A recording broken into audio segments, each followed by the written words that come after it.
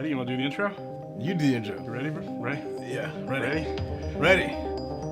Hey, everybody. Hey, we're back. Back and better than ever. Better than ever. Woo! Welcome to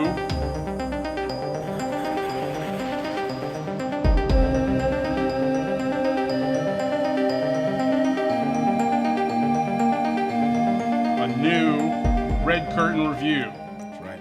Where we review movies. Do you like our lighting? Horror movies, usually. Yeah, look at our fancy lighting. Yeah. We got this cool multicolor lighting because today we're reviewing the brand new Nicolas Cage film, Mandy. Mandy. Woo! Directed by Panos Cosmatos. Pancake Cosmopolitan. Mm-hmm. That's exactly right. Who also directed Beyond the Black Rainbow. Mm-hmm. So I haven't seen it yet. yeah, I haven't seen it yet either. We'll But have to watch that together. Mandy just came out. It was direct to video. We were gonna go see it in the theater. We've been watching the trailer I watched the trailer like 20 times over every and over. day since the trailer was released all the way up until the film was released. Yeah, I think I saw the trailer 10 times. We were watching it. It's really good looking trailer. It was so trippy. It's a really good looking I film. loved it. I couldn't stop watching the And trailer. It was amazing. So Brian just got obsessed and watched it every day, all day. Yeah, it was just so badass. I couldn't All help the it. time. It was amazing. Just over and over. Mm-hmm. And so it was released direct to video. I don't know why. Maybe it's a strange film, to say the least. It was a very lower budget. Mm-hmm. How would we describe this? An 80s style ultra metal revenge thriller. Yeah. Would be the best way to describe this. I think it's a good way to say first is it's an art film. Mm-hmm. So it's weird. It's surreal. It reminds me a lot of a more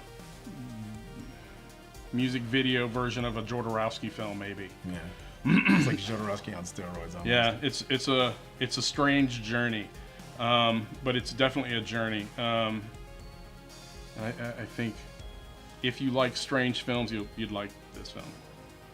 So, spoilers ahead. If you haven't seen it or you know anything about it and you plan on watching it, maybe go watch the trailer for a couple of weeks and then watch the movie. And then come back. We're going to talk about it because there's no way to talk about it without spoiling it. Not that there's any real twist surprise, but It's a very straightforward film. You might as well experience the journey fresh. So, spoilers. So what do you think? The film is a revenge film. Mm-hmm. Nicolas Cage, a lumberjack of some sort at the beginning of the film. Right, it was a logger. And he has this crazy girlfriend. Well, I don't know if she's crazy. Yeah, she's just kind of like a reclusive girlfriend. Reclusive metalhead named Mandy. Hence the name of the film. Has some psychological issues. Mm-hmm. And that they kind of get into later on. You can tell that these two people are kind of somewhat broken, and they've fallen in love, and living out there in the what are they called? The Shadow Mountains or the Shadow Woods? Or something like that. During the film they have these title screens that appear telling you sort of the chapter or what's going on. Super vintage, late 70s, early 80s, title cards. Title cards, strange. And they were the movie's split up into basically three main parts, three main chapters. Mm-hmm. The introduction to Nicolas Cage and Mandy, and they live deep in the forest in some sort of West Coast forest kind of land where maybe a Bigfoot might be roaming. It's deep forest. And they live by themselves away off in the woods in this house with all these windows. Right. Kind of like a mountain cabin, but with lots of cool, weird window things. And Mandy being reclusive, she's also I shouldn't say accomplished, but she's very good fantasy artist. So she does all these super surreal paintings and drawings. Yeah. Based on she's this cool artist. So she just hangs out. He's off cutting down lumber in the middle of nowhere, and she's at home in this place drawing. Yeah. And that's the beginning of the film, is just setting up that relationship. Right. And it's very beautifully shot, and it's very regular. And I guess things don't really kick into strange until the next part when we are introduced to the crazy cult family, right? Yeah, the Children of the New Dawn is what they're called. And then through Mandy's eyes, I think like what I got out of the film was like we're witnessing all of this through like Mandy's imagination. You know, that's why the colors are very saturated and like, you know, surreal looking, and like the landscapes are very surreal. You know, very beautiful looking. And I think it's like it's like a callback to like Mandy's artwork. Yeah. You know, so that makes sense. that's what I got out of it. Like we're experiencing this world that Cosmatos has set up through like the eyes of Mandy. You know, hence like, you know, that the name of the film. And then you know, and also just I think once the things happened to Mandy that happened to her, I think that visual setup is kind of transferred over to so things get Nicolas crazy in the Cage. second part. Yeah, so second part to Red. Nicolas Cage's character is named Red. So there's Red and Mandy, and they're both in this you know, very close relationship. And the second part, the cult, there's this cult family shows up. Mandy's walking down some middle of nowhere forest dirt road, and the cult family's just cruising down it in this, I don't even know what they were in. Yeah, but it was like big car. super red. It was like these, and everything just turns like, oh yeah, they're in a big van, and everything just turns red. Yeah. Like all the lighting's red. The air is full of this atmosphere which is glowing red, and so Mandy's like this vision, just this red figure walking down the road, and the cult goes by, and the cult leader, played by Linus Roache, who he was a Furion. Yeah, he was a Furion, and the if any of you have seen the what was it called? Riddick, the second one. Chronicles of Riddick, the second one. Yeah. And he's also the father of Bruce Wayne in the Dark Knight trilogy by Christopher Nolan. So he's you'll recognize him. You'll recognize him, yeah. He's a great actor. He's really good. And meanwhile, like as we're hearing Mandy.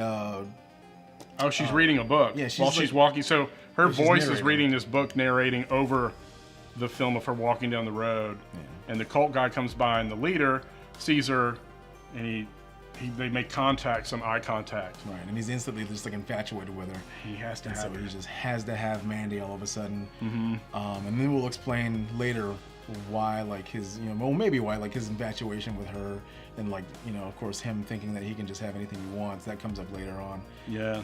But yeah. Meanwhile, they make eye contact as the van of quirky Children of the New Dawn cultists pass by Mandy. Mandy makes eye contact, and we're also introduced to I think her name's Mother Marlene. Yeah. Who the main culty, played by Linus Roache, he's just like completely mean to. Oh, he's so mean. And then there's another guy, I was reading his name was Brother Swan, who I guess is like second in command. Yeah. And then there's a few other ones. There's one like the guy with the really long nose who's always like, yeah, he looks demented, like really wicked. There was that guy, and then there was a few others. There was a big guy, I think his name was like Brother Klopek. Yeah, big guy, and then there's there was a really chubby guy with curly angelic blonde hair. Yeah, they called him Porkington. And so this is kind of like a Manson family-ish. Yeah. And I don't remember, they show, I guess after the contact on the road, they just show, did they show Mandy at work? Yeah, she's working at a gas station. So the leader declares that he has to have her. They show one of the culties talking to her at her job in a gas station place. Yeah, the older woman, Mother Marlene. Oh yeah, there's also a few others. There's like, you know, Sister Lucy or something. There's a young girl that seems totally brainwashed. Yeah. And then I guess after that it goes to the hotel where the cult's crashing. Or was that their house or their crash pad? Remember, he's on the bed saying he had to have. Yeah, it seemed like they were. Was that next? Am I wrong in that segment? They showed it. Yeah, it seemed like they were at some sort of like house. Yeah. But most of the time they were in the van. They were nomads, kind of. But they did have a place to stay though. Because he was playing the music and everything. Later on. Yeah. But yeah, we're introduced to. You know, Mother Marlene actually making contact with Mandy, and Mandy's kind of like freaked out. She's just like wants to read her book while she's there, like kind of like in solitude at work. Every now and then these people come in and pay for stuff, but Mandy's kind of freaked out. She was like, "I like your shirt," and she was just like standing there talking to her, and Mandy was just like, "All right, I'm gonna just get back to reading my book." So instantly, I think like Mandy knows like something's kind of going on. Yeah. And then cut to... Does it cut to Cage and her watching TV? Yeah, Cage and her watching TV.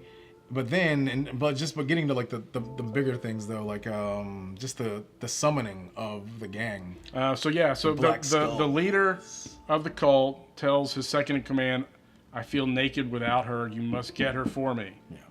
So you got to go summon up the boys. What do they call Black Skulls? Yeah, the Black Skulls. He didn't say that at the time. He didn't say it, but he said you got to summon them and have them get her for her. And then when they come.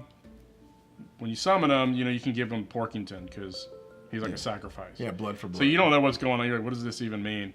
And he makes leader makes second in command take this little flute device. It's like a rock. It looks like some sort of ocarina of time, or I don't know. It's like a little. So yeah, he calls it the horn of something. He says like the horn of Abraxas. Abraxas. Horn of Abraxas. Like it's a magic item, and so he sends the crew out. They go deep into the woods. It's all dark and spooky. And second command gets out and does a little flute call. Blows into it twice, and then all of a sudden you hear the revving of these engines, and then out of nowhere you see these like this black-clad, spiky, leathery, kind of like greasy, oily looking like figures riding like ATVs and dirt bikes. And they're all backlit by red. This is backlit by red, and then the cool thing I thought was like just visually like how everything's presented. Their lights kind of look like skulls. It was like eyes, nose, and then everything is kind of like you fill in like what the shape of a form of a skull would look like. I thought that looked really really neat. It's pretty cool. They instantly looked like Cenobite demons or something, but more biker oriented. Right, like imagine Cenobites mixed with like something from Mad Max. Mad Max bike gang and then guys. like meshed together. And that's what this crew. And so you have the sense like the guy blew this horn of Abraxas, and all of a sudden these bike riders show up. It's almost like they are some sort of magical creature kind of thing. Right. It's like there's this really tangible feel. It's like they're riding bikes, but then when you look at their like physical makeup, which you can like kind of barely make out except for like spikes here and there, and like pieces of metal, jagged metal, like on their hands as like armor. Yeah. You have a tangible sense that these beings are real, but at the same time you have a sense that they're like, otherworldly. Otherworldly. You can't. You never really get a good sense on. There's story about them, but you don't get a good sense on if they're real or demons or what's going on. I don't know. That's what I liked. I love the mystique about it. You only have like a very minimal amount of information, like what you're given like on screen, and then you kind of just like make up the rest of it as you go in your head if you want. Yeah. Yeah, it's super cool. And they tell these guys, they say, look, we'll give you this jar of goo, which turns out to be some sort of big jar of LSD, I think. Tainted bad batch of LSD. And we'll give you another sacrifice. You got to go get this girl for us. And bikers.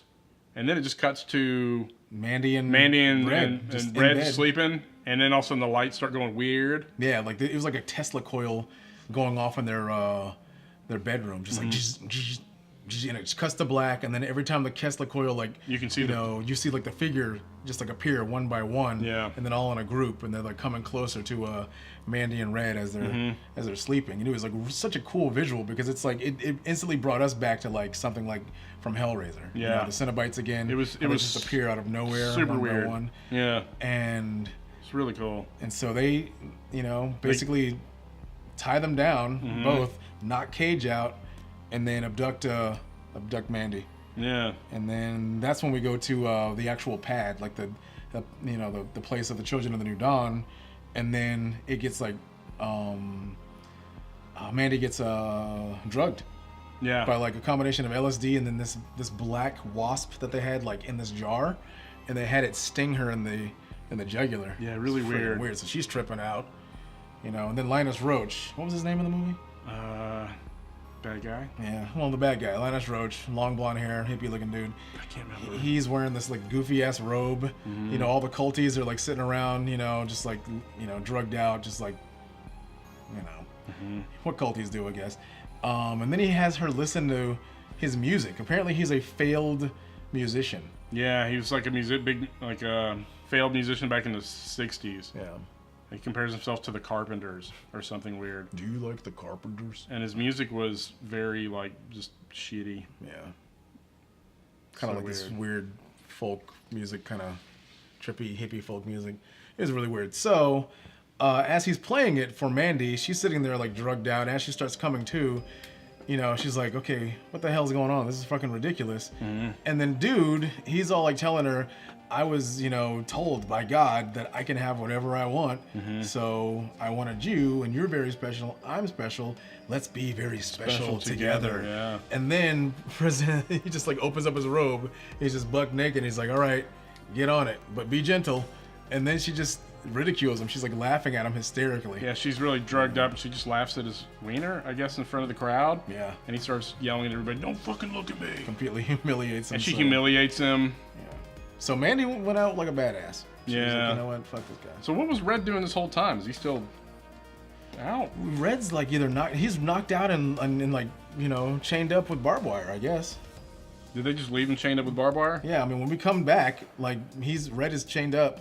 He's tied up with barbed wire, and then they just send Mandy out. And now there was a part where they stab him. Did they do that before they took her, or after they come back? They do it before. They're there. They do it at their house When they take her the first time, right? Yeah, they do this all while Mandy is knocked out. When they knocked Mandy out the first time and take her, they had tied Nicolas Cage up with barbed wire. Yeah. Oof.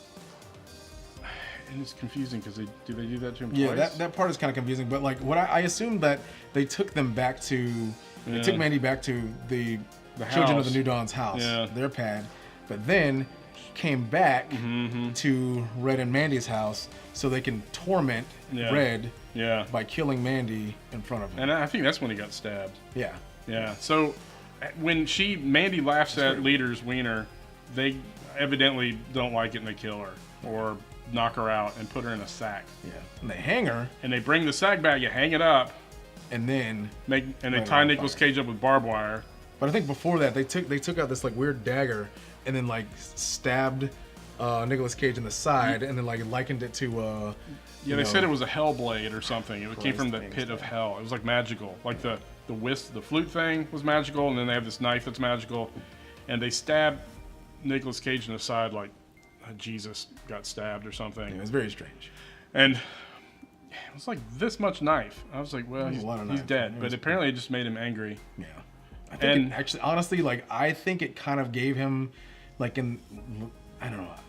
Maybe I'm looking far too into it, but it might have given him some sort of, like, strength. Yeah, I go with it, too. I like that idea. Maybe he wasn't even intended, but it's almost like the demon blade made him a demon. Yeah. And then, so while he's there, they set Mandy in the sack on fire and burn her in front of him. And at this point in the movie, you're thinking, was that Mandy? Like, are they just fucking with him? Yeah. Was it Mandy? And like maybe like he'll find Mandy later, but yeah, because they don't show you putting Mandy in the sack. Yeah. And they don't show you or hear anything. But apparently it was her. And then you see her like when all is said and done, and he's like, and I felt so bad because you see this like this tormented look on Nicolas Cage's face, and he's crying, and he's just like, oh my god, as she's burning in front of him, and then you just see like Mandy's ashes, but you kind of see her face like within the ashes, and then they just crumble. Yeah, they leave. The cult and crazies leave, and I guess they just figure Nicolas Cage will die from the stab. Yeah. But he rips it out of the barbed wire. Oh. It's like around his mouth. And he gets it out of his mouth, and then he opens up, or goes over to the burnt sack bits, and there's still her. Kind of looks like her face a little bit. Yeah, a little bit. On a skull, and it just sort of all just ashes apart. Yeah. And then he goes into the house, into the bathroom, and proceeds to have a Nicolas Cage scene where he drinks vodka and yells. Yeah. Which is completely breaks really down. fun. It just breaks down. In his whitey tighties with a cool looking shirt. It's like this raglan style shirt with a tiger on it. And this is going to come back up later on in the film. Yeah. And then is that when does Mandy kick in after he goes to see the guy at the trailer? When does it say Mandy? Yeah, I think that's it. Like right after that. So at this point, he's in the bathroom. He decides, I'm going to get revenge. This is horrible. And then the Mandy title card comes up. Yeah, the title for the movie finally comes up about halfway in the movie. And we forgot to mention that the same thing when we were introduced to the Children of the New Dawn. There's a title card for that. Was comes interesting up too. Before that, very stylized. So you'll see this is not a regular film. It's very art house. It's breaking up the three different chapters. It's shot in super wide anamorphic perspective. It's really wide frame with the big black bars. and all the lights have this distinctive flare, like in a lot of Spielberg films or other like people like the Right. Abrams does it too. J.J. Yeah. Abrams. Which I don't mind. A lot of people like hate that. They'll hate the lens flare. I think, I don't have a problem with it at It's all. really cool. And at this point, it's the next day, and Cage is off to his buddy's trailer, which is just Carruthers. Carruthers. Bill Duke. Bill Duke, who Predator. Yeah, and directed, what was the movie? Payback. Payback, yeah. Yeah, he's a talented actor and director, and he's been holding on to some of Nick Cage's possessions, which turns out to be a thing called the Reaper, which is a big badass crossbow. And then he gets a couple of crossbow bolts that he crafted himself. He said, put them to good use. And then we start getting a little bit of the backstory of the Black Skulls, which is the demonic biker gang. Yeah, you find out what the demon things kind of are. So what was again? Apparently they had somehow been given a bad batch of acid. Yeah, they were like a drug running gang or something, and somehow got a hold of a bad batch of LSD, and they went crazy, evil, and now they're obsessed with death and pain. Right. And So he said it's something like, about like he saw them like a few times and out in the wild, and like in these a distance, stories would come up about them, and people were like being mutilated and and then all around in the forest, people were disappearing and being killed and tortured, and they don't know who was doing it. And this gang kind of appears and disappears. So it added sort of a real world and yet supernatural element to it. And I love that blend. That mix is like what really. I mean, you can see it in the trailer too, and that's what really like set me off about it. I was like just obsessed with like that. Yeah, that blend it's of really real world cool. and, It's like maybe the LSD was cursed, black, evil LSD. Somehow, some way. So he gets these tools. Carruthers tells him, "You'll probably die on this revenge mission," and Cage is like, "Thanks for the support." Or whatever. They'll be negative. Yeah, they'll be negative. And then that was Cage's big speaking part.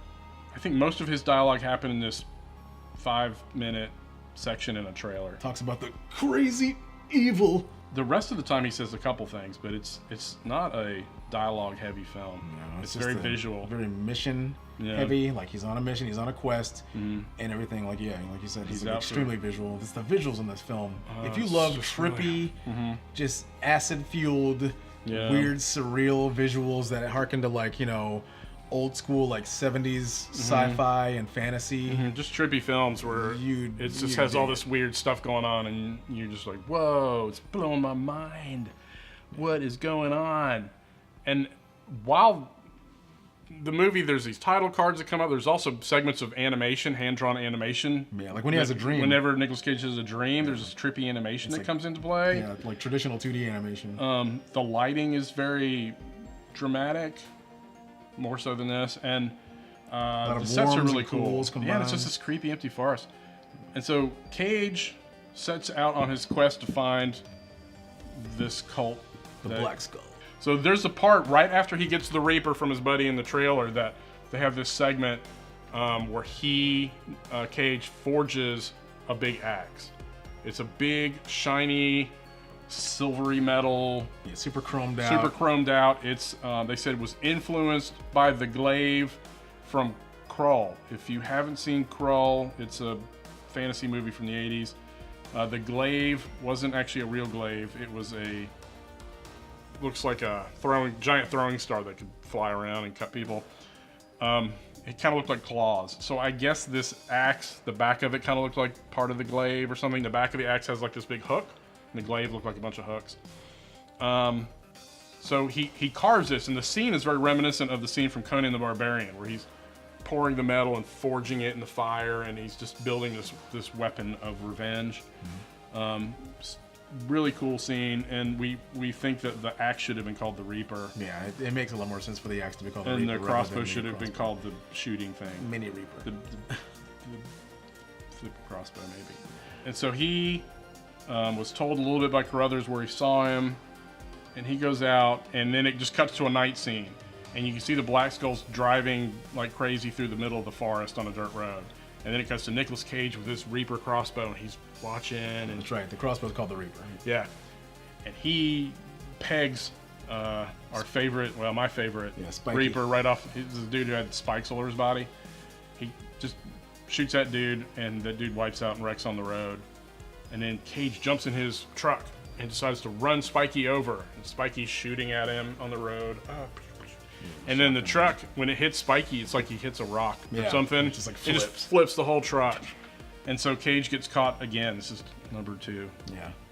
And Cage wakes up in a house that the Black Skulls had like taken over. Yeah, definitely. It seems like they were taken over. I mean, there was like Chinese takeout, like containers everywhere. Everything's like a complete mess. Yeah. There's dead bodies in a room. Yeah, there's some old people that have been murdered in a room. So it looks like they home invaded a house, killed the people, and then just have been in there doing drugs. Yeah. And Cage is in there getting messed with by a random Black Skull weirdo. I assumed it was like the female Black Skull. Yeah, it seemed very very lithe and feminine. Yeah. But still like, just greasy and tough looking. Yeah, it cuts his chest. Yeah, she takes out this... And Cage is like, he's got one hand handcuffed to a pipe, and his other hand is nailed to the floor. Yeah.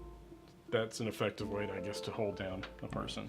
Although the pipe's really loose. Yeah. They didn't check that out. I guess they're so high on tainted LSD and cocaine and all that leather maybe obscured the fact that the pipe was real wobbly. Yeah. It looks so oily and wet. But yeah, she pulls out a switchblade and like slices across his his shirt. And that's when a little bit of humor comes in, where she's like, "That's my favorite shirt." Yeah, it was like a 44 or something. Yeah. She cuts his shirt, so he then proceeds to rip the pipe out of the wall and blonk her in the head, like that. And then she falls. And she falls down some sort of pit that's right next to where he's sitting. Which I don't know why old people had a pit in their house. Yeah.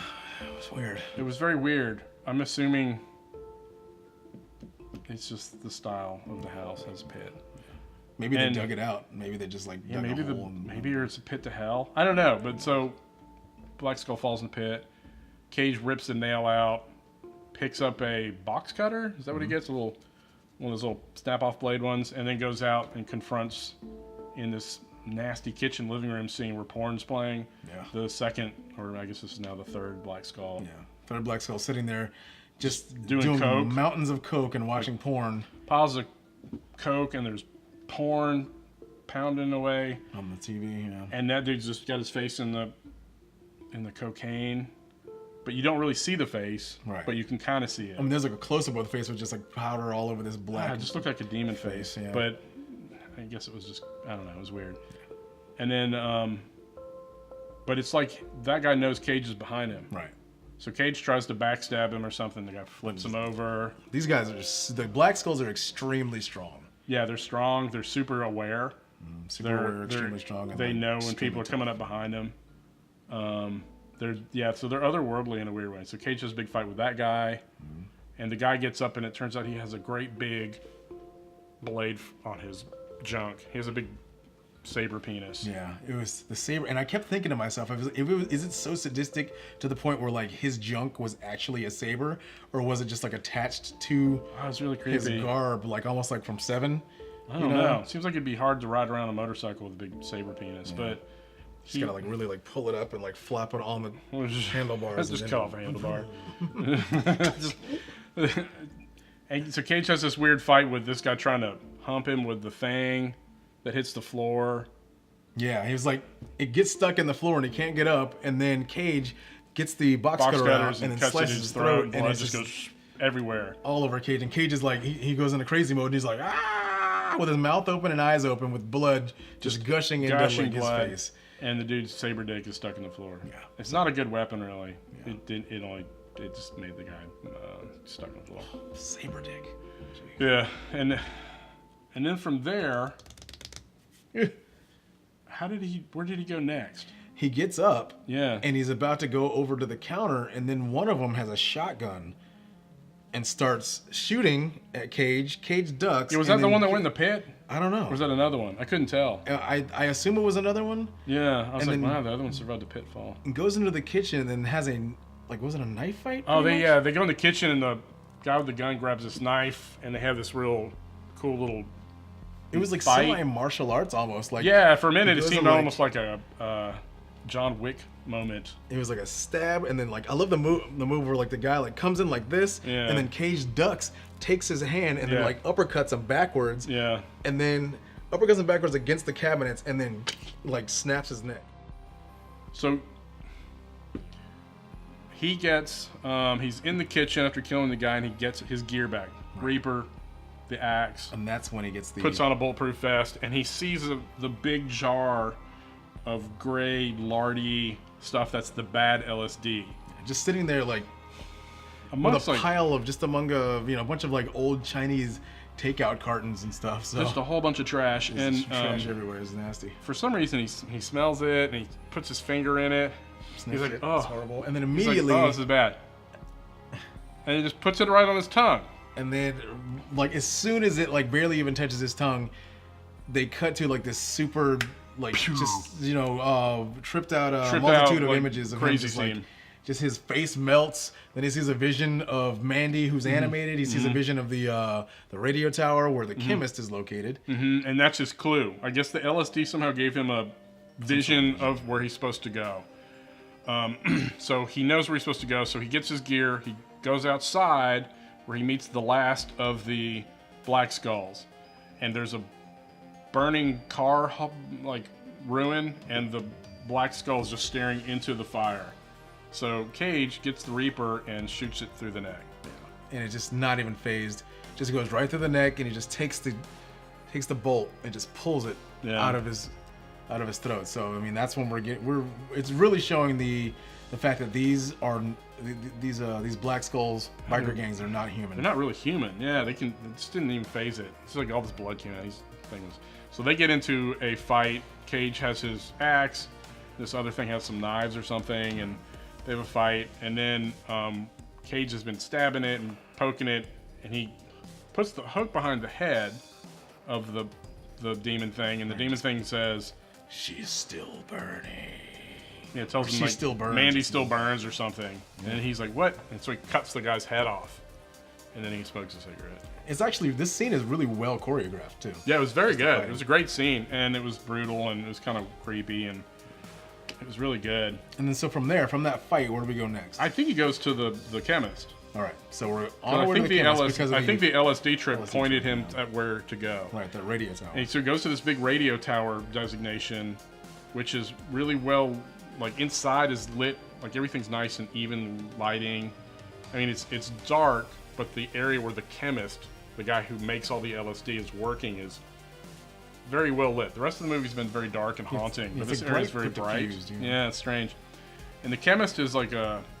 What was his name? Richard Brake. Richard Brake. If anybody's ever seen Doom with Dwayne "The Rock" Johnson, he's in that. Yeah. He's also in 31. I haven't seen it yet, but I want to see it. 31 by Rob Zombie. He's the main killer. He's a bunch of stuff. He's been in a few other things too.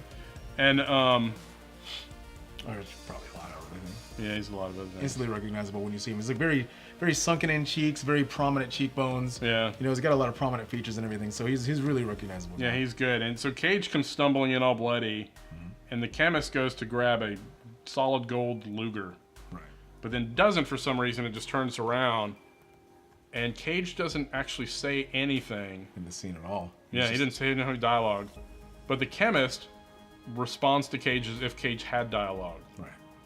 And what does he tell him? He's like, Well, he's like, I remember specifically. He says, "Oh, all right," because he like looks over and sees the tiger that's in this cage, and then presses a button to let the tiger go, and then he says the whole, "Oh man, they really wronged you," Yeah, and so I thought he was letting the tiger out to eat Cage, but he just was setting the tiger free. Yeah. So it's like a metaphor of putting Cage on the path, I guess. Red, we should say. Yeah, Nicolas Cage had a tiger shirt. And then he just says head north or something. And then so the chemist, I guess, wasn't really a bad guy. He was kind of just a generic neutral LSD manufacturer dude. Yeah, and you said that he kind of resembled almost like a he seems like a godlike character. He seems like a godlike character. So just the way they have him lit and how he seems to hear Cage's thoughts. Right. Maybe he's a wizard or something. I don't know. He was a person of knowledge that wasn't a bad guy. He was just a guy. And so Cage got information from him, and then cuts to him riding off to find somewhere up north where the cult is. And I think at this point he comes across the second in command and the girl. They're in the van. Mm-hmm. Sister Lucy, I think her name was, and Yeah. also Brother Swan, Brother Swan, the one who blew into the flute of Abraxas, flute of power, or whatever. And Cage yanks him out of the car and gets information on where the cult is. Right. And then proceeds to face stab him. Yeah. As it says, like... The end of the axe, like the handle end, turns into a spear tip. Right. So he puts that right in his mouth. Puts it in his mouth and just slowly pushes it through the guy's head. And before that, he said it's better to fizzle out or something than to fade away, burn out than to fade away. You know, that whole... Yeah. You know... Something about his Mandy burned clean, or she was purified, or... Yeah. It didn't make any... I don't know. Some stupid cult shit. Some cult shit. So he stabbed in the face. And then he just looks at the young culty girl and just lets her go. He just didn't care. She was an idiot. I think he kind of, I don't know, maybe he thought she was like another Mandy. Yeah, maybe she reminded him of like what Mandy could have become. Yeah, just another person caught up by the evil of the cult. Yeah, so just let her go. And she had tears coming down her face. Yeah, so maybe he freed her. So he just freed her from this cult, because remember before that, when Mandy was before Mandy was tortured, they were showing like how much power this cult leader had over this girl. Yeah. So he put a gun to her head, like made her hold the gun, put one single bullet in it, and then she pulled the trigger and it didn't go off. And she's just like, of course, he made her play Russian roulette earlier in the movie to show that she'd do whatever he wanted, but she was sad about it. So she's let free. She's let free, and Cage goes up further north into this tunnel and into this quarry. Yeah, this giant rock quarry that's just been just like carved into the ground. Yeah, and that's where it starts to become like another planet. Yeah, like we're getting we almost literally into like another world now. Yeah, he's in another world, and the mountains look weird, and the sky's different, and there's all these colors, and it's really otherworldly. It's just bizarre. And he sees this big church in the distance. It's like a big A made of wood, and it's got a cross cut out of the middle. Mm-hmm. And he goes up there, and then it cuts to a scene of the one guy washing this car out in front of the church. Yeah, the one guy with the long hair who's like... Yeah, it's just kind of... Just like all... Sort of creepy looking dude, and he's like washing the car pristine, and then... We just see the axe just like spinning through the air, and then we cut to a silhouette of the axe hitting the guy from the side. Just blood going everywhere. And just spewing, just so it's all just in silhouette. We don't see like anything. Yeah, super. It's brutal, but it's quick and it's silhouette. Yeah. So it was cool. And then Cage stumbles out and looks over, and the big culty guy that's left, Brother Klopek, is sitting on a log carving something. So Cage, who threw the axe, now picks up a small chainsaw and is going to kill the guy with the chainsaw, but he can't get it started, which gives away his position. Right. So the big brother picks up from behind. He pulls out this huge 5-foot-long chainsaw that they use for cutting down large trees, and just starts it with one go. And Cage is like, whoa. And then they have this really well-done chainsaw fight. Yeah, I thought it was going to be stupid at first, but the chainsaw fight was actually really well choreographed, really well done. Yeah, I thought it was going to be dumb at first, too, and it turned out to be actually really well done. And it leads to the big brother falling on the big chainsaw. And he's face down on it, and blood squirting everywhere. And then Cage goes inside the church, finds this hatch in the church down to where the last of the cult are. Right, so we got Mother Marlene left, and of course Linus Roache, who plays the leader of the cult. I forget his name, but yeah, I can't remember his name either. And he goes in. The woman tries to the old lady tries to bribe him with sexual pleasures. Yeah, it's pretty sad. So he just looks at her, and then it cuts to the cult leader in this weird little weird room. Circular concrete room. And he says, "Don't come in. God's in here with me," or something. And the old lady's head just rolls into the room. It just freaks the cult leader out. He's just like, he kicks it. Yeah. Pretty messed up. And Cage comes in, and then the guy starts to beg him, and Cage just grabs his head.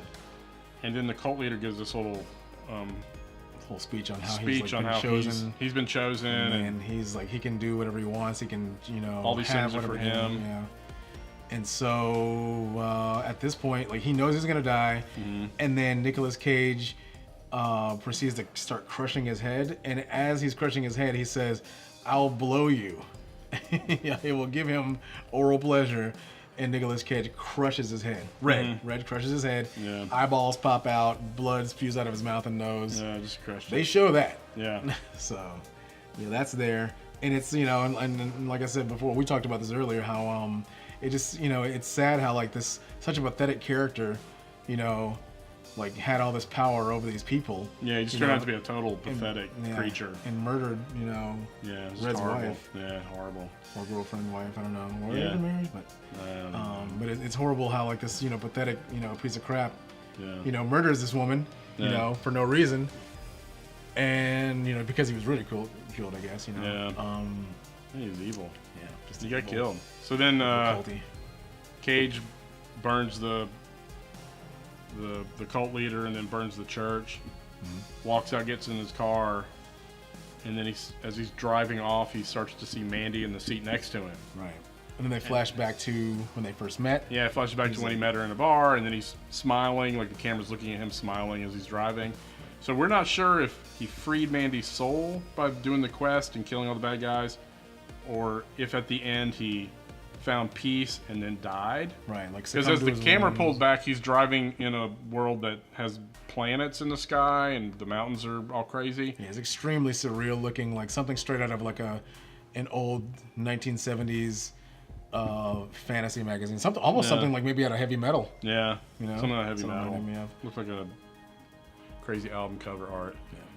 Yeah. And then that's the film.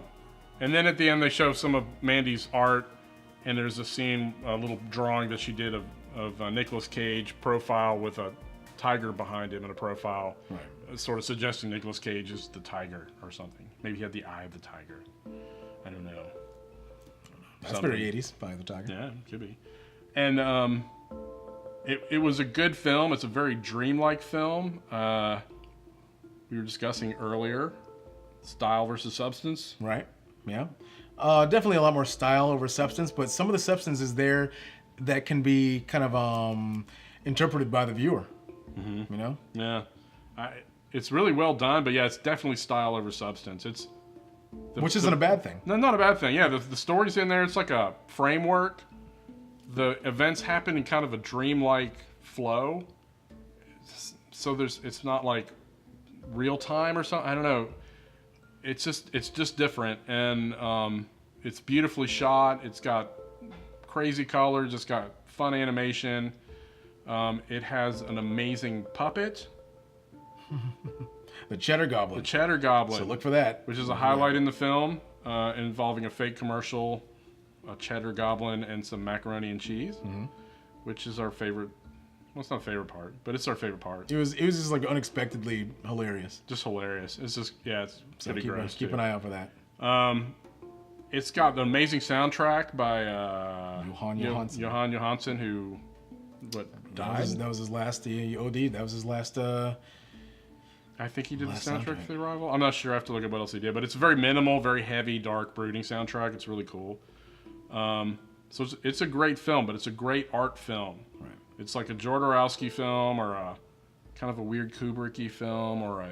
Yeah, if you're looking for fast-paced action, this is not it. No. Don't let the pacing of the trailer confuse you, because the pacing of the trailer is, it's a trailer. It's got to give you information fast. Yeah. But this is more of like a slower, more methodical movie. I think it's 2 to hours. open up later on. Yeah, I'm not sure, but it's a long film. Yeah. Hour and 41 minutes, I think. Something, and...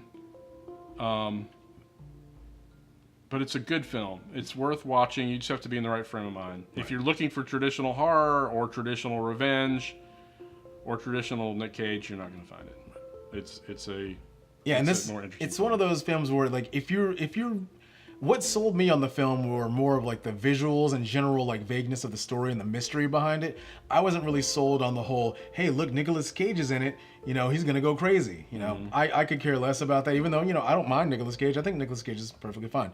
But if you're like in it for just I want Nicolas Cage to just go batshit crazy in every scene, well, you're not gonna get that in every scene. You're gonna get it in like maybe a few scenes. But yeah, that's not really what sold me on the film. Just look like a good solid film. Yeah, just like a fun, weird looking, Yeah, like it's a good, slow, dreamy revenge film. And it's got some stuff that's very memorable, and I'll think about it a lot. And so I if you look like- forward to seeing it again. Yeah, I definitely want to see this again. So if you like some weird shit, you probably like it. Yeah. So let us know. Let us know how you yeah, thought. watch it, see what you thought, think. yeah. Let us know. We haven't seen his other film, the Beyond the Black Rainbow, Right. which I'll watch and see if it's similar in its craziness. Mm-hmm. So yeah, thanks for watching, guys. Please watch out for our other reviews. We do a lot of other movie reviews. We'll be doing more. There's other things coming up that we're going to watch and do some reviews of. We also did a drink review about a drink called the Mandy, which is a shot that we did in tribute to this movie. So that's out. So watch for that. Yeah, the two aren't related except for name, but we thought it would be fun. Just be fun. We usually have some drinks when we watch these films, and we thought it'd be fun to do a Mandy while watching Mandy. The movie's better than the shot, but the shot's not bad. If you like fruit. If you like, Rainey doesn't like fruit. yeah, she don't like fruit, but if you like liquid jelly rancher, If you like liquid, the Mandy is a shot for you. and I thought it tasted good, but Had the same color as the movie. This night, so watch for the review. The review's fun. We also do bourbon reviews; those are fun. We pair those with movies in a weird way, but so thank you. Please share, like, subscribe, notification bell. hit that notification bell, and watch more reviews. And we'll see you next time. Woo! Bye, guys. Bye, everybody. Bye, guys.